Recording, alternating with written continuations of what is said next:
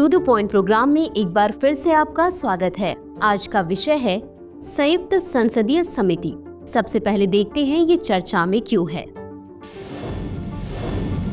सरकार ने हाल ही में एक राष्ट्र एक चुनाव विधेयक को व्यापक विचार विमर्श के लिए संयुक्त संसदीय समिति को भेजने पर सहमति व्यक्त की है। केंद्रीय कानून मंत्री ने एक साथ चुनाव कराने के लिए संविधान 129वां संशोधन विधेयक 2024 और केंद्र शासित प्रदेश कानून संशोधन विधेयक 2024 को लोकसभा में पेश किया।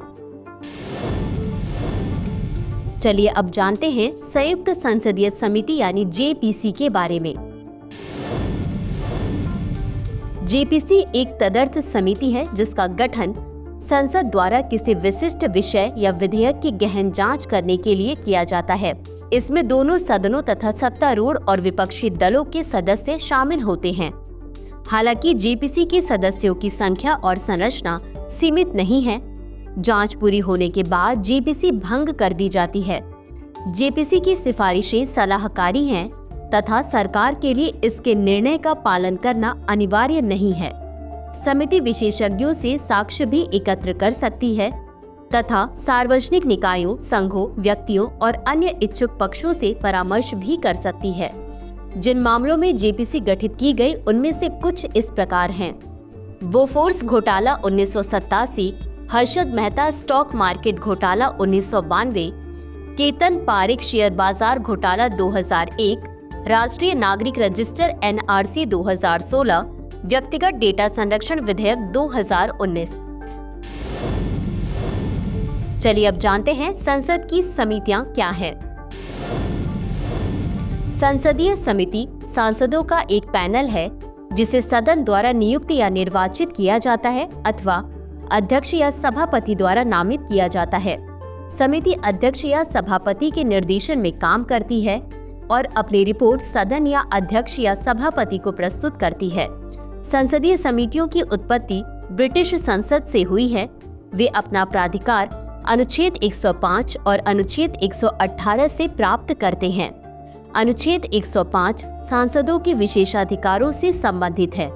अनुच्छेद 118 संसद को अपनी प्रक्रिया और कार्य संचालन को विनियमित करने के लिए नियम बनाने का अधिकार देता है। संसद की विभिन्न समितियां निम्न हैं। भारत की संसद में कई तरह की समितियां हैं। उन्हें उनके काम, उनकी सदस्यता और उनके कार्यकाल की अवधि के आधार पर विभेदित किया जा सकता है। हालांकि मोटे तौर पर संसदीय समितियां दो प्रकार की होती हैं, स्थायी समितियां और तदर्थ समितियां। स्थायी समितियां स्थायी होती हैं, प्रत्येक वर्ष या समय समय पर गठित और निरंतर आधार पर कार्य करती हैं। स्थायी समितियों को निम्नलिखित 6 श्रेणियों में वर्गीकृत किया जा सकता है।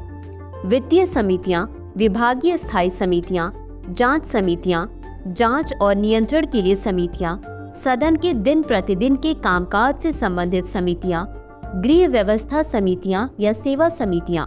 जबकि तदर्थ समितियां अस्थायी होती हैं तथा उन्हें सौंपे गए कार्य के पूरा हो जाने पर उनका अस्तित्व समाप्त हो जाता है। इन्हें आगे जांच समितियों और सलाहकार समितियों में विभाजित किया गया है।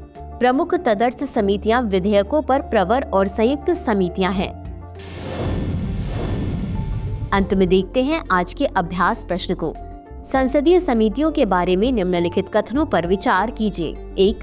संसदीय समितियों की उत्पत्ति अमेरिकी संविधान में हुई है। 2.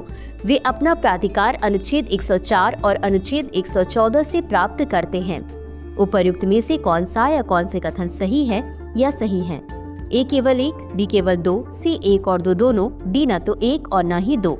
इस प्रश्न का उत्तर कमेंट बॉक्स में जरूर दें। आज के लिए बस इतना ही। धन्यवाद।